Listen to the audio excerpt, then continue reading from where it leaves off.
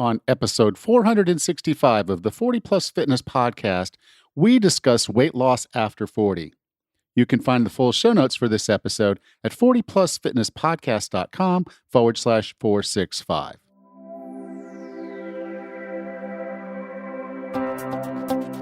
Have you decided you're ready to make a change? To reclaim your health and fitness? The 40 Plus Fitness Podcast is here for you. I'm your host, Alan Meisner. I'm an NSAM certified personal trainer with a specialization in corrective exercise and fitness nutrition. Let me be your coach as you find your way on your health and fitness journey. All right, let's go. If you're looking to lose weight, you're going to get a lot of value out of today's episode, where I break down the 5 pillars of weight loss after 40. But there are 2 elements that can really make a difference in your journey: coaching and accountability. That's where 40 Plus Fitness online training can help. You can work directly with me in a hybrid group setting with a monthly group call and a monthly one-on-one call. And you'll have direct access to me through the 40 Plus Fitness online training app. This app will allow us to track your activities to ensure you stay on course. It provides basic workouts to keep you active, and you can direct message me or email me from inside the app. It's a really cool way to keep you on track and seeing progress. 40 Plus Fitness online training is the most cost-effective way to have a coach for guidance and accountability. Learn more at 40plusfitnesspodcast.com/group-training. It's time for you to believe in you and do what you know you need to do. Go to 40plusfitnesspodcast.com/group-training today. Raz, how's things going? Great. How are you today, Alan? I'm doing all right. We're up in Boquete.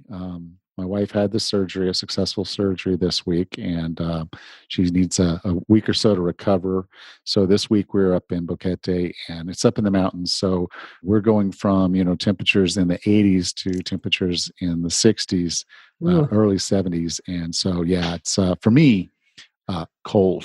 That does chilly. Yeah, I'm wearing a sweatshirt. I'd never thought I knew if I came to Boquete, I'd need a sweatshirt. So that's why I have a sweatshirt. Good thing. Oh my goodness. I'm like, okay, I can put up with this for 5 days, and then we got to go back to the comfort of 70s, 80s. It sounds wonderful. Right now we're in the 40s today, just getting out of the 30s, and we don't have a whole ton of snow up here quite yet, but it's coming. I think this weekend is when we're going to get our first snowfall, or a real snowfall.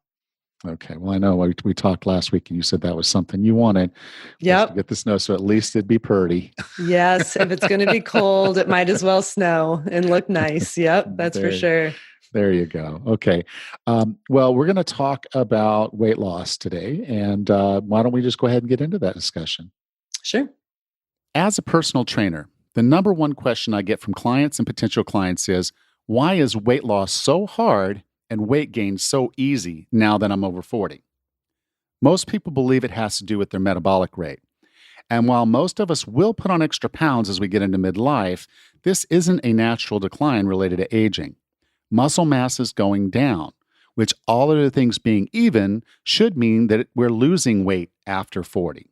However, we're obviously putting on body fat faster than we're losing that muscle mass, and that's why our weight is going up. Weight loss after 40 is complicated by several factors. In this episode, I'm going to talk about all of them and some of the things that you can do to address each one so you can shed those unwanted pounds. I call them the 5 pillars of weight loss after 40. But before we get into the how-to of weight loss, I want to cover a few reasons why losing those excess pounds is important. Why you want to lose weight after 40. Excess body fat is bad for your liver and heart health. If you carry those extra pounds as abdominal fat, you have what we call visceral fat. This increases your risk of health issues such as non-alcoholic fatty liver disease, heart disease, type 2 diabetes, and insulin resistance. Excess body weight is also bad for your joints. Too often, people stop exercising because their joints hurt, which causes even more weight gain. It's a vicious cycle. It's hard to increase your activity level when you're in pain and actually maybe even causing more damage to that joint. So losing those excess pounds is going to be important to make sure that you're not damaging joints that would otherwise be very useful to you in the future. Being overweight causes other issues like sleep apnea, increased estrogen levels, and increase in stress hormones. All of these make weight loss that much harder. So it's time to turn the script and get back on track. How to lose weight after 40 to reach and maintain a healthy weight for you. First, we have to understand the 5 pillars to healthy weight loss. They are hormones, nutrition, sleep, stress management, and movement. And each of them is important in their own way to helping you lose weight after 40. Hormones. There are over 27 key hormones that affect your ability to lose weight. But for the purposes of this discussion, I'm going to stick to 7 that I'll group into 3 buckets. There are the sex hormones, and we're going to primarily talk about estrogen and testosterone. There are hunger hormones, which include leptin and ghrelin, and there are energy management / fat storage hormones, which include insulin, glucagon, and cortisol. Your estrogen and testosterone levels affect your body composition and how fat is distributed on your body. Because men have more testosterone, it's easier for them to lose weight and maintain muscle mass. I know it's not fair, but it is what it is, and we have to work with what we have. So women, it is going to be a little bit more difficult for you to lose weight, but that doesn't mean it's impossible. It just means we have to work a little bit smarter. Men are going to have an easier way of it. So if you're trying to lose weight and your husband's trying to lose weight, then your husband's going to have an easier time of it. And so if you're the guy and your wife is trying to lose weight, realize you're going to be able to lose weight faster than her. It's the testosterone that's predominantly responsible for making that happen. Leptin and ghrelin are these signaling hormones that tell your body when you're hungry and when you're full. Unfortunately, the way the standard American diet is set up and the way we tend to eat, always busy at our desk, in our car, on the run, really interrupts this communication. Leptin and ghrelin need time to communicate with the body to let it know what's going on, and many times we're not giving it the time to do so. Insulin has been called the queen of weight loss hormones, and for good reason. With glucagon, it helps maintain your blood sugar level. If you're pounding your body with unhealthy snacks and meals, like fried foods, chips, ice cream, you get the picture, and you're not clearing out your glycogen stores in your muscles and liver, more on that later, with aerobic exercise and resistance training, insulin has no choice but to store the excess sugar as body fat. Cortisol is a stress hormone. When you're stressed out, cortisol rises. Having elevated cortisol levels causes you to have a slower metabolism and store fat in your abdominal area, visceral fat. Both of these are really, really bad. So we can see how the hormones affect our ability to either lose weight or gain weight. What do we do about it? The best thing we can do for our sex hormones is to monitor our hormone levels, eat healthy, and get regular exercise. We can deal with our hunger signaling if we improve the quality of our food, if we take smaller bites, and we eat slower. This gives your brain time to process those hunger cues. It's important to get comfortable with being a little bit hungry from time to time. If you really want to lose weight, you need to be able to manage that ability to just say, okay, I can be a little hungry. Maybe drink a little bit of water. Take a little bit of time between those meals. You don't have to be eating all the time. The whole old mantra of eat every 3 hours is what's part of the problem. You shouldn't have to eat every 3 hours. If you get good at managing your energy levels and eating good, high-quality foods, your body will be just fine without that extra fuel. And we can manage our energy management / fat storage hormones through some simple lifestyle changes that are within the other 4 pillars of health. So we're going to talk about those and how you can use the other 4 pillars, which you have a lot of control over going forward. Whenever people ask me who I listen to keep up with what it takes to get and stay fit as we age, to learn new techniques, and to keep motivated, on top of my list is Brock Armstrong, fitness coach and host of the Get Fit Guy podcast. It's part of the Quick and Dirty Tips Network. So in quick, smart episodes, Brock uses step-by-step explanations and scientific evidence to help you move through the world with ease and enjoyment. He covers practical topics like how to train for a 5K, how to walk your way to fitness, and how to make the most of your recovery days. And he'll share tips for applying mindfulness to your workouts, using exercise to sleep better, and creating a top-notch home gym. Whether you want to begin an exercise routine and don't know where to start, or you're looking to shake things up, Brock's tips will help you reach your fitness goals and create a healthy, sustainable lifestyle. Listen to new episodes of the Get Fit Guy every Tuesday. Just search for Get Fit Guy wherever you listen to podcasts.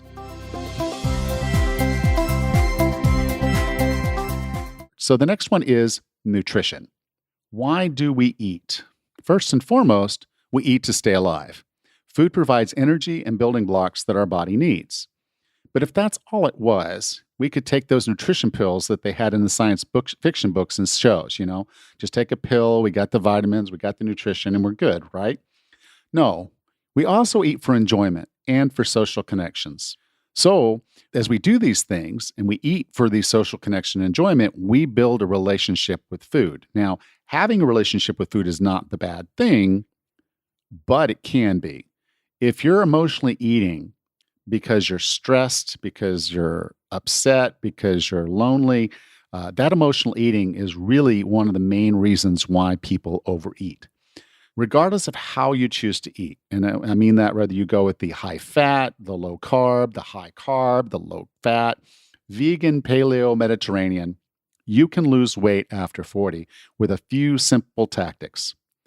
The first step, and the one almost every single person skips, is to track what you eat in a food diary. I know it's difficult. I know it's cumbersome. I know it's not fun, but it's something that you need to do. Now, one way you can do this and make it very, very simple, with an app or notebook, put down what you ate and how many servings you had. That's it. It's pretty simple. You're not counting calories, not doing anything. It's just how many servings did you have of what? This teaches you a key lesson on portion size and control. Now, again, I didn't say track your calories, track the grams of protein, fat, carbs. That's because those aren't what make healthy diet healthy. In general, healthy foods are what we know they are. Okay, olive oil is better for us than margarine. We know fruit is better than refined carbs. We know that alcoholic drinks are just calories without much nutritional benefit. So rather than worry about the calories and the grams of this or that, just start trying to make better food choices. And if you're logging these things, you're going to see, I had 2 bags of chips yesterday. I had ice cream every night last week. Those will be easy things to start knocking off, particularly if you're understanding why you're eating what you're eating, which is what you can do with a food journal. So now once you know how much you're eating, and in some cases, like I said, the why, you begin to make better choices. Now, once you start doing that, over time, that now becomes who you are. That becomes more of a lifestyle, a healthy lifestyle. Because in the end, if you don't make what you're doing sustainable, you'll stay on that weight gain yo-yo, dieting, and you're going to basically experience what you have so far. So the core of the nutrition piece is do a food diary, track portions, track what you ate, and then you can go back and assess why you ate, what you ate, and make better choices. That's going to go a long way. Now, as you get down the road on this, maybe you do need to look at some of those other factors like calories and grams and carbs and things like that when you plateau. But initially, all you need to do is make healthier choices and know what you're putting in your mouth every day so you can make the best decisions going forward. The second pillar is sleep. Lack of sleep is kind of like this badge of honor. Just stop it, okay? It's not doing any good. You're not winning anybody's hearts and minds by not sleeping. You need 7 to 9 hours of sleep every night. Everybody's a little different, but all of us need between 7 and 9 hours of sleep. Yes, you can get by with less. Yes, some people will sleep more, but in general, everybody needs 7 to 9 hours. A night of good restful sleep comes from letting your body go through all of the natural sleep patterns. That's deep sleep, very deep sleep, REM sleep, and light sleep. Now, you'll hear some people talk about a fifth, another deep, a very, very deep sleep. But generally, I just break it into the four. That's a little old school, but deep sleep, very deep sleep, REM sleep, and light sleep. Now, when you're dealing with sleep, now obviously for a lot of people, there are things that are outside of their control, like, hot flashes and night sweats or sleep apnea. But many of the things that mess up our sleep are self-inflicted. And I see this all the time. Avoid blue light. We know that. We know that watching TV, watching on our computer, being on our phone late at night is not helping our sleep. Cut out alcohol consumption prior to bedtime so that, because in a general sense, those are the two things that really disrupt our sleep the most, and they're easy to fix. Okay. Now, I'm not going to dive deep into the sleep discussion. I will link in this show notes for this episode. You can go to 40plusfitnesspodcast.com/465, and I'll have links to other episodes that I've done on sleep. Obviously, with 465 episodes and sleep being such an important component of health, we've covered this a few times. The next pillar of healthy weight loss over 40 is stress management. And this was a big one for me. Excess stress and my inability to manage it was one of the major contributors to my weight management issues. Not only did stress cause me to make poor food choices, it put me in a chronic high cortisol mode, which meant my fat distribution made me look horrible and put me at a higher risk for cardiovascular disease. So I would use breathing exercises, meditation, and weight training. There's nothing like throwing around some heavy weights to help manage stress. But even this wasn't enough. And I made a pretty big, drastic choice, and I opted out of the rat race. I dropped out of corporate when I got laid off, and I just didn't go back. Now, I know that's not possible for most people, but for us, our kids were on their own. They're out of past college. Tammy was on board with this. So I made a self-love based decision to choose myself over money and security.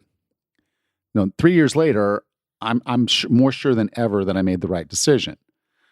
So stress management is a key thing, and there are things you can do to manage stress in the moment, but the best tactic I have found by far is to just jettison it. So if you've got bad relationships, as hard as it is, jettison it. If you've got a bad job, change jobs if it can help, but jettison it. That's the easiest and best solution. Not maybe the easiest, I take that back, but you get the idea. Now, again, stress management is a kind of a deep talk, but we've talked about this a few times on the podcast. So I'm going to link to some stress management episodes in the show notes. You can go to 40plusfitnesspodcast.com/465, and I'll have some stress management links there. We've done quite a few shows on that as I was going through my stressful years.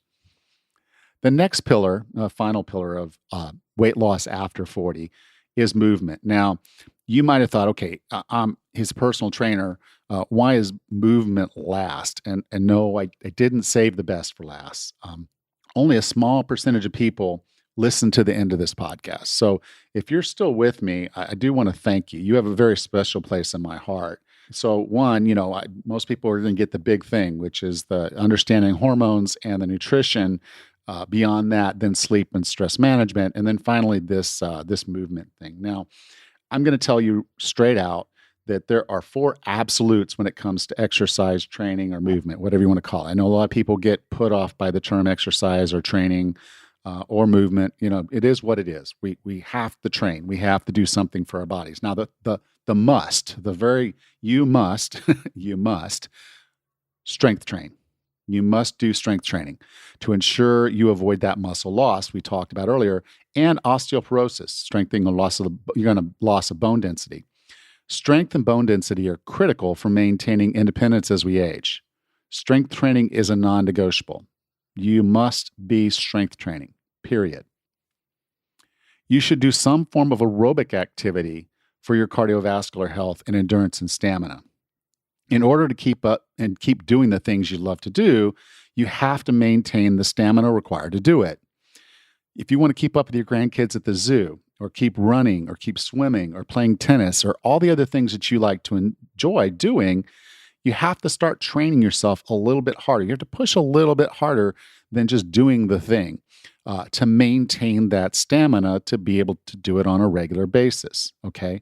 So have some training in mind that pushes you cardiovascularly so that you have the stamina endurance to do the things you love.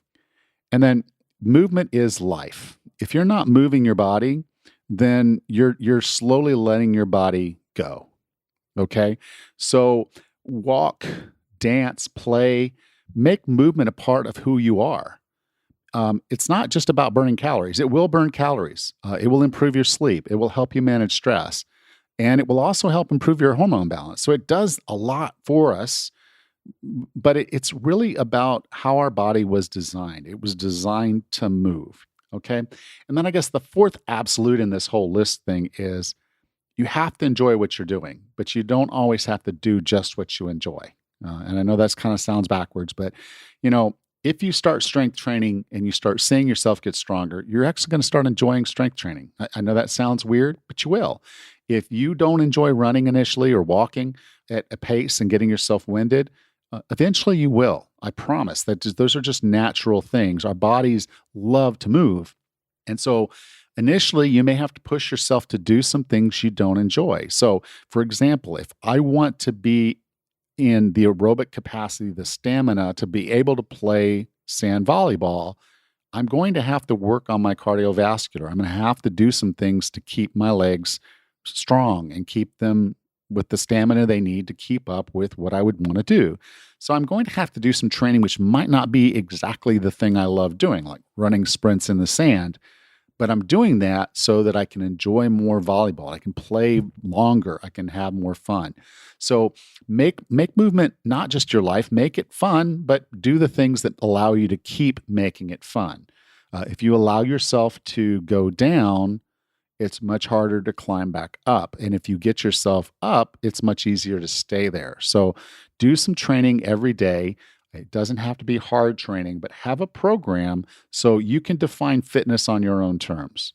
Now, everybody wants to blame our sedentary lifestyles for this obesity crisis we're going through right now. Unfortunately, move more and eat less doesn't work. So I want you to look back at these 5 pillars of weight loss after 40. That's hormones, nutrition, sleep, stress management, and movement. The cool thing of this is we have control over all 5 of them. We just have to apply patience, persistence, and progression. Now, I'm here for you. If you need any help with this, you want to learn a little bit more, you can email me at alan@40plusfitnesspodcast.com, or you can book a discovery call at 40plusfitnesspodcast.com/discovery. That's 40plusfitnesspodcast.com/discovery. This is a no sale call. It's a 15-minute call. We get on, we start talking about what your goals are, and we address each of these 5 pillars of health and how you can modify your lifestyle to make sure that you're losing weight after 40.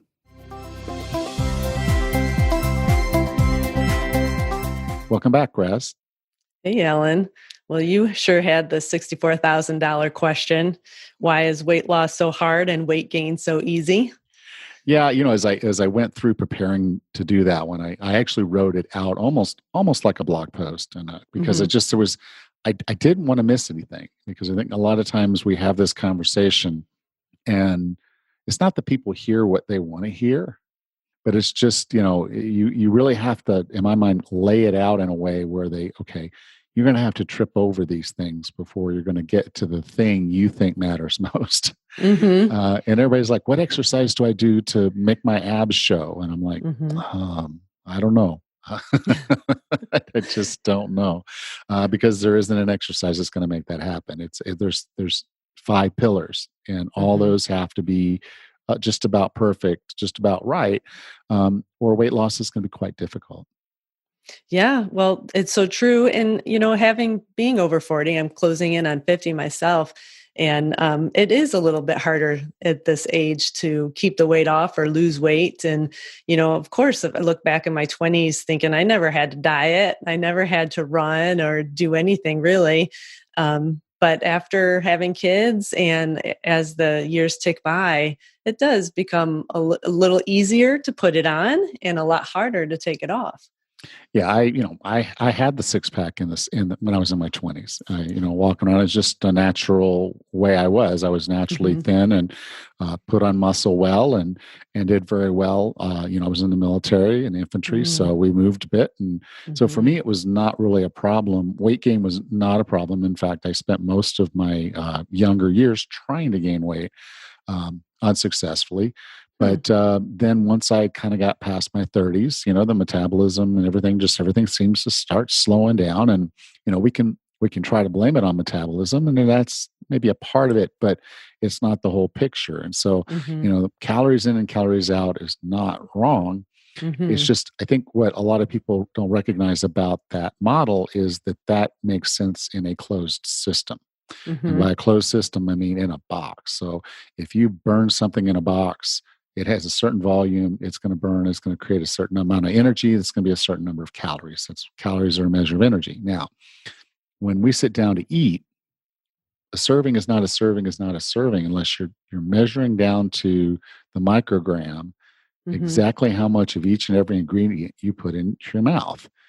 And you go into the store, and even when you see the calories marked on the back of a box, there's a tolerance there. Hmm. That serving size could be 10-20% more or 10-20% less. Hmm. They have a tolerance. And when you go into a restaurant, that tolerance can be even more. Hmm. Person serving you that day or whoever's putting that stuff on your plate, they may have just been a little bit happy with the forks, with the spoons, and they might have given you a little bit more potatoes and a little bit more gravy. Hmm. And the biscuit today might just be a little bit fluffier and bigger than it was the last time you ate there. Hmm. So the amount you're putting in changes, and then as it comes to exercise, you step on that machine, and then machine or your watch or whatever is telling you, oh well, you burned 3,000 calories today, and that can be off by 50%. Hmm. Yeah, all this technology we have at our hands, it's not a perfect scenario, not perfect science. Yeah, and they're estimates, so they're Hmm. good to understand. Okay, I did this, but I can tell you that in an hour of exercise when I was in my 20s, I could easily burn 1,000 calories. Hmm. But at that point, I'm running 6 minute miles, and I'm pushing myself really really hard with all the extra muscle and all the extra things that are moving around. If I were to go to try to exercise, to go the same distance I would go when I was in my 20s, I'm literally having to go twice as long. Hmm. And nobody has time for that. You're not going Right. to do 2 or 3 workouts in a day just to have the calorie burn necessary. And it Hmm. really doesn't make any sense to do so because it's like, Hmm. why are you burning more calories for the sake of eating more Hmm. when you can True. get by with fewer calories? Hmm. So if you get your hormones in line, and the reason I really wanted to put that first in this conversation is if you don't pay attention to that, you sit there and say, "Oh, I'm normal. I'm just going to be normal." You don't understand that you don't have as much testosterone, so weight loss becomes harder. Even for men, you Hmm. have less testosterone. Weight loss is harder. Hmm. Um, why is that? Well, it's because the biochemical things that happen with testosterone are more inclusive to for you to add muscle, and they naturally allow you to have more growth hormone, which naturally makes you lose body fat. Those are just Hmm. natural progressions of how the human body, human physiology works. If we don't have to move a lot and food's abundant, we're going to gain weight. We're not lifting heavy things, doing a lot. Our bodies can naturally settle down for a period of time. Hmm. But when things get hairy and we're running out of food, things have to happen in our body where now we're burning more energy. I mean, we're able to survive and get that done. We're able to get Hmm. more food. We're able to do the things that are necessary. Those are just survival traits that now don't necessarily serve us all the time, Hmm. particularly if we're looking at trying to stay lean. And I hate to say this, guys, and somewhat gals, is that fat is not this dormant thing we carry. It's not just a package that's attached to our body. It actually does signaling. It tells our body to create more estrogen, which is just exact opposite. Now, it also has the capacity to release hormones that tell our body to stop eating. But if we're not eating right, then our body doesn't get that signal. Hmm. So it's complex, but the cool thing is that if you understand your hormones, you'll have the patience and persistence to keep working through this, Hmm. understanding it's harder now. But then the other four that we talked about, sleep, stress, movement, and nutrition, and probably nutrition really kind of the top one there. Those are the four pillars we have almost complete control over, Hmm. you Oh, know? yeah, for sure. Especially movement. And that's really, and if you think at an evolution of sorts of your age, thinking in your 20s, you were busy and working and going out with friends and doing other athletic pursuits. And then you settle in, you have kids, things kind of slow down a little. And then work takes over, and you're probably doing even less than you were before. And so it's kind of hard to get out of a rut sometimes. You've got your 9 to 5 work schedule, you've got kid responsibilities, not a ton of time for yourself, and maybe a little bit more sedentary than you really should be. So I think it's important for people, especially our age over 40, to find new ways to introduce more movement throughout the day, especially if you have a desk job. Yeah. Well, the movement's definitely going to help, but it's not Hmm. the end all be all. They do tell you can't out exercise a bad diet, and I'll True. take it further. You can't out exercise bad sleep. You can't out exercise stress. Hmm. If you're trying to push yourself in exercise and you're already in a high stress environment, guess what? Exercise is a stressor. And so in many cases, even though it feels good to get up there and just like me, I throw weights around, do Hmm. a couple breathing exercises in the elevator, walk over to the gym, throw heavy things around, feels good. But recognizing I wasn't getting the muscle gains Hmm. that I should have probably been getting from the amount of work that I was doing. Hmm. I wasn't necessarily getting super, super stronger the way that I could have been getting Hmm. because the stress hormones, cortisol Causing. is catabolic. It Hmm. causes a Hmm. breakdown of muscle. When you're in a fight or flight mode, your body doesn't think, oh, well, let's add muscle. Hmm. Muscle is energy intensive. It could slow us down. Faster runners, particularly distance runners, don't want a ton of muscle. Hmm. Shorter distance runners, sure, they have the muscle because they are going to do a short little sprint and then they're Hmm. done. But anyone that needs to get away from the bear because they're under stress doesn't need to be carrying a lot of extra body weight. So when Hmm. they're in when you're in that chronic stress environment, you're not going to be able to put on muscle the way that you want to, and you're not going to be able to take off body fat True. the way that you want to. And where it's proportioned on your body is Hmm. also not in your best interest. But your body, cortisol doesn't care. Cortisol just wants to keep you alive. Uh-huh. So those hormones are important to at least understand when things aren't going well. It at least helps you understand that those other four pillars are there. Manage them, understand your hormones, and then manage Hmm. those other four. And in many cases, what's really, really cool is, as I said, those four pillars, if you're doing nutrition right, you're doing the stress management, you're sleeping well, and you're moving consistently, if you're doing all those things, you're helping your body normalize those very hormones, all of Hmm. them. So Yeah. doing those things right, those lifestyle things have a curative effect on your hormone system.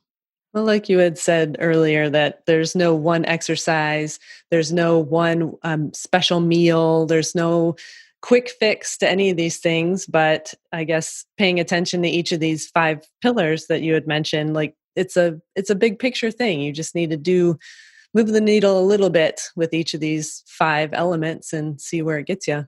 Absolutely. All right. Well, anything else that we need to go into this week, Rachel? No, this was a really great podcast. I hope to see a lot of downloads off of this one. Yeah, I hope so too. It'll be very valuable. Good, good. All right. Well, with nothing else to do, I will talk to you next week. You bet. Take care. You too. Next time on the 40 Plus Fitness podcast, we meet Alyssa Zyberts and discuss her book, The OMAD Diet, Intermittent Fasting with 1 Meal a Day to Burn Fat and Lose Weight. Until then, have a happy and healthy week.